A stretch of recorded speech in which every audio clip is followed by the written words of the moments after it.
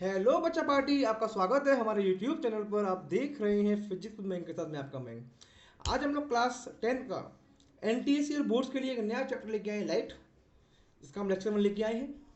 तो बच्चों लेक्चर 1 जो हमारा आज होने वाला है बड़ा ही इंटरेस्टिंग होने वाला है। इसके अंदर हम लाइट चैप्टर का बेसिक फाउंडेशन फंडामेंटल पढ़ने वाले हैं। आप चाहे लाइट में रिफ्लेक्शन पढ़ लें, रिफ्रैक्शन पढ़ लें, बट जब तक आपको उसका बेसिक्स नहीं पता होगा तो आप एक अच्छा स्कोर नहीं कर सकते हो बोर्ड के अंदर और एनटीएससी के अंदर। ओके बच्चों, तो आज का लेक्चर थोड़ा थियोरेटिकल पार्ट होने वाला है, तो आप लोग हर चीज़ को नोट करते जाएं। ओके बच्चों, जो लोग एनटीएससी स्टेज 2 देने वाले हैं वो केवल इसमें से बुलेट नोट्स निकाल लें, और जो लोग 10th क्लास में बोर्ड देने वाले हैं उनके लिए बड़ा ही इंपॉर्टेंट टॉपिक है आज का, ऑप्टिक्स। हाँ तो बच्चों, फर्स्ट टॉपिक ऑप्टिक्स। तो ऑप्टिक्स का मतलब क्या होता है? It is the branch of physics which deals with the study of light. मतलब क्या? लाइट की स्टडी कहलाती है ऑप्टिक्स। मतलब क्या?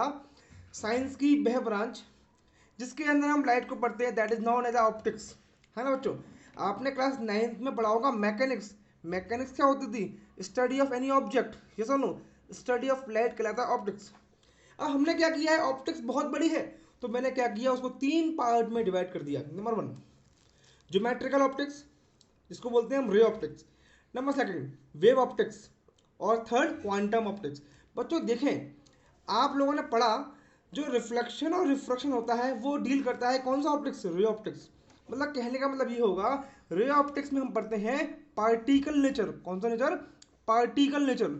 लाइट को आप आगे पढ़ोगे, light has a dual nature. Light has a dual nature. तो रे ऑप्टिक्स मतलब होता है particle nature, that means it deals with the reflection और रिफ्रैक्शन। अब आपसे एग्जाम में पूछ लिया जा सकता है, रिफ्लेक्शन की स्टडी किस में आती है? तो वो आती है रे ऑप्टिक्स में आती है। जब आप 12th क्लास में आओगे, साइंस लेते हो, तो आप रे ऑप्टिक्स और वेव ऑप्टिक्स का अलग से चैप्टर पढ़ोगे। ओके बच्चों, चलिए वेव ऑप्टिक्स की बात करते हैं। क्या होता है ये? It concern with nature of light. Light के नेचर पे कंसर्न होती है। सबसे इंपॉर्टेंट चीज, it deals with the interference, diffraction and polarization. आप इन तीनों नाम को पहली बार सुन रहे होंगे। आप लोगों ने अभी तक क्या किया होगा बेटा? रिफ्लेक्शन, रिफ्रैक्शन सुना होगा, क्वेश्चन भी किए होंगे थोड़े बहुत क्लास 8th के अंदर या 6th 7th के अंदर, बट आपने कभी भी इंटरफेरेंस, डिफ्रैक्शन, पोलराइजेशन के नाम नहीं सुने होंगे, क्योंकि ये टॉपिक है 12th क्लास के हैं। लेकिन मैं आगे अगली वीडियो में इनके बारे में भी डिस्कस करूंगा, क्योंकि मेरा मानना ये है फिजिक्स के अंदर कोई क्लास नहीं होती है, सब कुछ कंसेप्ट पर फिजिक्स चलती है। Quantum optics. तो क्वांटम ऑप्टिक्स क्या होता है बेटा? सुनो ध्यान से। It deals with the interaction of light with the atomic entities. कुछ मिला के कहानी ये है, फोटो इलेक्ट्रिक इफेक्ट। अब फोटो इलेक्ट्रिक इफेक्ट क्या होता है आगे की वीडियो में पढ़ेंगे हम। अभी हमारी क्लास 10th के लिए केवल और केवल ज्योमेट्रिकल ऑप्टिक्स काम की है। मतलब उसमें भी क्या काम का है? रिफ्लेक्शन एंड रिफ्रैक्शन ही केवल काम का है। तो इस पर हम बहुत सारा फोकस करने वाले हैं।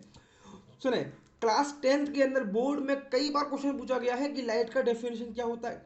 तो बच्चे बोलते हैं लाइट ये, लाइट वो, लाइट ये। तो आज के बाद अपने दिमाग में सेट कर लेना कि लाइट का डेफिनेशन है क्या। क्या है बेटा? It is the invisible form of energy.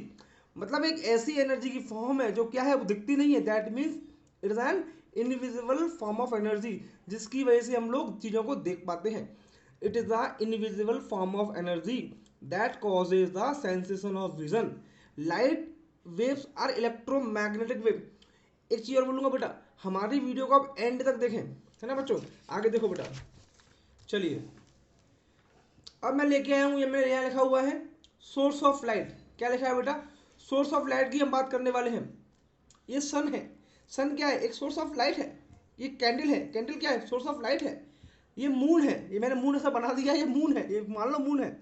ये मैंने टेबल लैंप बनाई है कि मान लो ये क्या है? ये सोर्स ऑफ लाइट है। ये क्या है बच्चों? सोर्स ऑफ लाइट है। हो सकता क्या है? चलिए, तो पहली बात मन में दिमाग आती है, what do you mean by source of light? Source of light होते क्या है भाई? तो सुनिए ध्यान से। A body which emits light or reflect the lights falling on it in all possible direction, it's said a source of light। भैया simple सी बात है, सोर्स ऑफ लाइट वो होता है जो जैसे लाइट मिलती है, खत्म बात। चाहे वो खुद की दे, चाहे किसी की, वो रिफ्लेक्ट करके दे। जहां से मुझे लाइट मिल रही है दैट मीन्स वो सोर्स है लाइट का। जैसा नो, इसी तरह क्या हुआ, हमने इसको दो भागों में डिवाइड किया, number one luminous source of light, number second non luminous source of light. आप लोगों ने पढ़ा होगा, क्लास 8 में पढ़ा होगा, आपको अच्छे से आता भी होगा, बट बोर्ड क्लास में या एनटीएससी में कई बार क्वेश्चन से पूछा गया है, इसीलिए हम लोग इसको डिस्कस करने वाले हैं। चलिए आगे देखिए,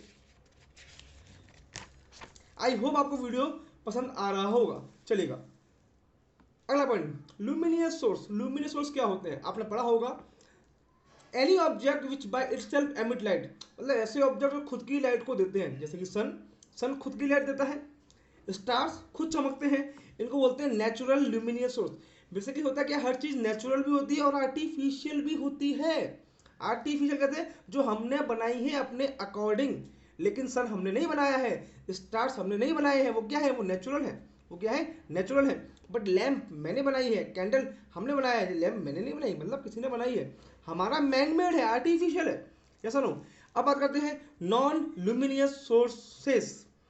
क्या होता है बेटा, कुछ ऐसे ऑब्जेक्ट होते हैं जिनके पास खुद की लाइट नहीं होती है, बट वो क्या करते हैं, ल्यूमिनियस सोर्स ऑफ लाइट की लाइट को रिफ्लेक्ट कर देते हैं।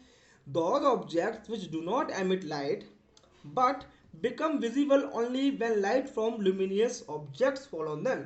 सिंपल सी बात है, क्या मून खुद की लाइट नहीं करता, खुद की लाइट तो होती नहीं है।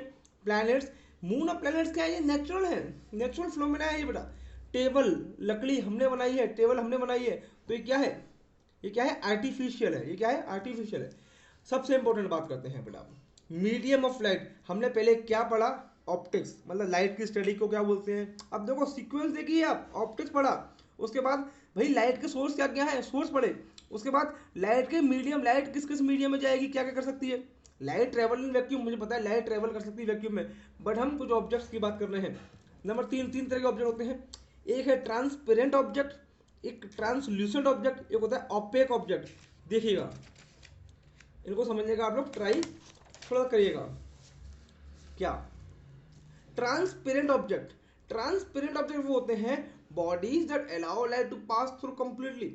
मान लो कोई ऑब्जेक्ट क्या करता है, कोई बॉडी है, वो लाइट को कंप्लीटली पास कर देगा तो वो क्या कहलाएगा, ट्रांसपेरेंट कहलाएगा। मतलब वाटर लाइट को कंप्लीटली पास कर देता है, एयर कंप्लीटली पास कर देता है, ग्लास कंप्लीटली पास करता है। बट हम बात करें ट्रांसल्यूसेंट, वो क्या करते हैं, ऐसे ऑब्जेक्ट जो लाइट को कंप्लीटली पास ना करके पार्शियली पास करते हैं, लाइट का कुछ लाइट के कुछ पार्ट को वो अपने से पास कर देते हैं। एग्जाम्पल, कौन सा example, grease paper, paraffin wax. ये आपको याद रखनी है, बोर्ड में कई बार 3 मार्क्स का क्वेश्चन आया है, एनटीएससी पूछती है कई बार कि ओपेक ऑब्जेक्ट की शैडो क्यों बनती है, क्योंकि ओपेक ऑब्जेक्ट की शैडो इसलिए बनती है क्योंकि वो लाइट को पास नहीं करते, ऐसा नो।